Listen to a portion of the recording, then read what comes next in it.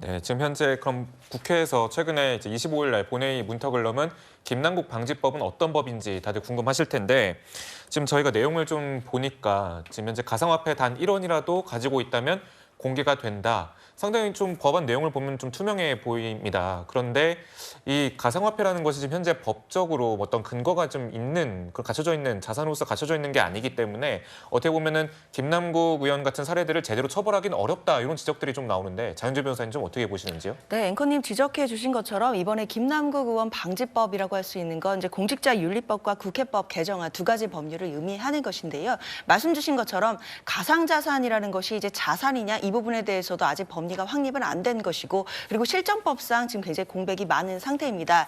그럼에도 지금 김남국 의원의 사례를 통해서 국회의원들이 여야 할 것 없이 가상자산이나 코인을 얼마나 소유하고 있는지에 대해서 국민들의 관심도가 높아졌습니다. 그렇기 때문에 공직자들이 이제 재산 등록에도 가상자산을 넣어야 된다는 국민적인 공감대는 이미 형성이 됐다고 보이고요. 그런 측면에서 공직자윤리법이 개정된 것은 환영할 만합니다.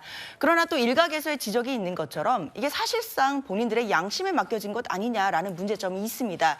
특히 해외 거래소에 뭐 가상자산을 갖고 있다라든지 또는 뭐 USB를 통해서 콜드월렛이라고 하는 식의 방식으로 코인을 갖고 있다라고 한다면 사실상 만약에 본인이 신고를 하지 않는다면 어떻게 강제적으로 이 부분들을 추적해낼 수 있을지에 대한 제도적인 미비점이 분명히 있습니다. 이런 부분들은 계속해서 우리가 논의를 해서 보완해야 될 부분은 분명해 보입니다.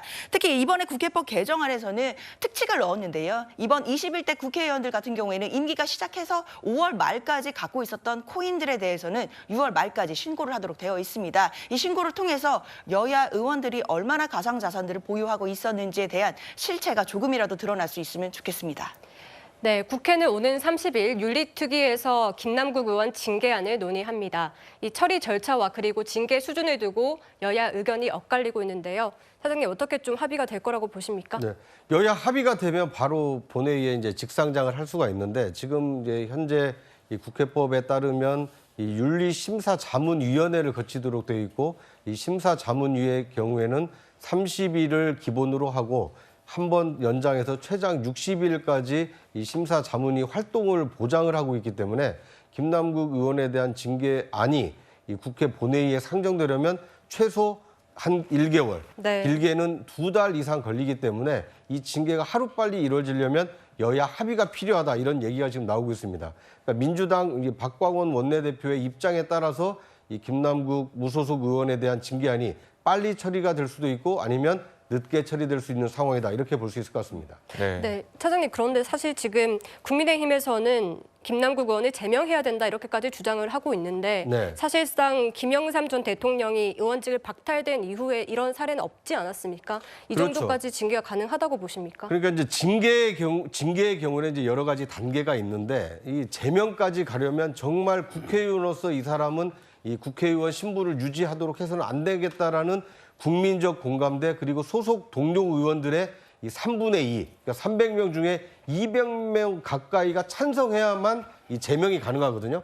그런데 이제 김남국 의원이 코인 그 거래를 많이 했다, 또 굉장히 많은 그 액수의 코인을 보유하고 있다 이런 의혹은 제기가 돼 있습니다만 이것이 불법 행위로 이 보유한 것인지 또는 불법 거래로 이 자금을 취득한 것인지 이것에 대해서는 아직 검찰의 어떤 수사 결과가 명확히 나와 있지 않았기 때문에 이 감정상으로 봤을 때는 자신이 공개한 이 15억 재산보다 훨씬 많은 코인 거래를 했다라는 이 국민적 괘씸죄는 얼마든지 이 적용이 가능하겠지만 제명에 이를 만큼 이 불법 행위가 명확하게 드러난 것은 아니기 때문에 아마 국회 여야 의원들 입장에서도 과연 제명까지 해야 되느냐 이거에 대해서는 회의적이고 앞으로 징계안이 어떻게 논의될지는 좀 더 시간을 갖고 지켜봐야 될 것으로 보입니다. 네, 지금 김남국 의원 하면은 민주당 내에서 이제 청년의 목소리를 내는 청년 정치인 중 한 명으로 좀 꼽히는 상황인데 이런 일이 좀 발생을 하니까 민주당 2030 청년 정치인들이 김남국 의원의 코인 논란에 대해서 쓴소리를 하다가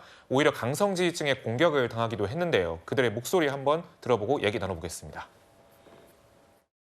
더 단호하게 행해야 된다고 생각됩니다. 잘못된 행위에 대해서는 아주 엄격하게 다루는 어떤 이 태도를 계속 유지해야 된다고 생각하고요. 2030 지지율 빠지고 있는 거에 대해서 위기감이 정말 있으신지 좀 여쭤보고 싶고요. 순백의 도덕주의를 지향하자 이런 것이 아니라 최소한 국민 눈높이에 맞는 수준이어야 돼요.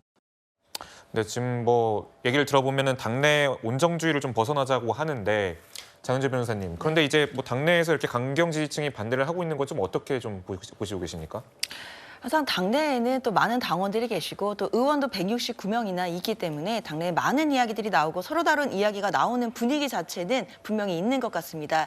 다만 자신과 의견이 다르다라고 할지라도 의견이 다른 사람이 말하는 것에 대해서 누군가 공격을 한다라고 한다면 그 부분에 대해서는 함께 싸워줘야 되는 것이 또 정치인의 모습인 것 같습니다. 특히 이번 김남국 의원 코인 의혹과 관련해서는 국민적인 정서 그리고 국민의 눈높이 이런 기준에서 우리가 한번 살펴봐야 될 필요성이 있는데요. 당 내에서야 얼마든지 많은 이야기들이 나올 수 있지만 또 내년 총선이 이제 1년도 안 남은 상황에서 중도층에 계신 국민 여러분들께서 이 문제를 어떻게 바라보고 계시는지에 대해서는 또 당에서 냉철하게 바라볼 필요가 있다고 보입니다. 그 안에서 이제 청년 정치인들이 마음껏 이야기할 수 있고 그 이야기에 대해서 공격받지 않는 분위기를 또 지도부가 보장해 주는 것도 또 당의 건강한 문화를 조성하는 것이고 이재명 대표도 계속해서 이야기를 하고 있습니다. 그러면 서로 간의 의견이 다를지어도 혐오적인 발언, 공격적인 발언 절대 하지 말자라고 강조하고 있기 때문에 이런 분위기들이 시간이 걸리면 차츰 자리를 잡아 나가지 않을까라는 기대도 해봅니다. 네, 이런 민주당을 바라보는 여론은 어떤지 한번 짚어보겠습니다. 표면적으로는 2030이 반발하는 것처럼 보이는데 또 민주당의 정통 지지층이라고 할 수 있는 40대 지지율이 11%포인트 정도 하락을 했습니다. 소장님, 이유는 뭐라고 보십니까? 이거는 이제 우리가 제일 관심사는 사실 내년 총선이에요. 네. 근데 40대가 민주당의 어떤 주축 지지층인데 지금 하는 걸 봐서는 이렇게 해서 이게 총선 승리하겠느냐는 그런 안타까움이 거기에 깔려 있다라고 생각을 하거든요. 특히 김남국 의원의 코인 문제가 이제 터졌을 때 당 지도부가 보였던 굉장히 느린 대처, 문제 해결적이지 못한 그런 행태들이 아마 이 40대의 가장 불만을 지금 만들어내고 있다라고 얘기를 할 수가 있을 것 같아요. 지금 김남국 의원이 사실상 뭐 이 문제로 법적인 처벌을 받기는 굉장히 어렵다는 게 중론이거든요. 그러니까 이게 코인이 증권성이 없어가지고 실질적으로 뭐 내부자 정보를 이용하든 뭐 이 등등의 어떤 방식을 한다고 해도 법적으로 처벌할 근거가 없다고 해요. 그러다 보면 윤리에서도 사실 법적 처벌이 안 되는 상황 속에서 제명이라든가 이런 강력한 조치들을 하기는 어려워요. 그렇다 그러면 오히려 당에서 더 강력하고 신속한 조치들을 해야만 이런 지지층들이 계속해서 결속하고 뭔가 미래에 대한 희망을 가질 텐데 이런 부분이 굉장히 더디게 이루어지는 데 대한 어떤 불만들이 이렇게 고정 지지층의 어떤 등돌림 뭐 이런 현상으로 나타나지 않았나 이렇게 해석을 합니다. 네, 조금 전 여론조사 기준으로 보면 정확하게는 8%포인트 정도 하락한 것으로 드러났는데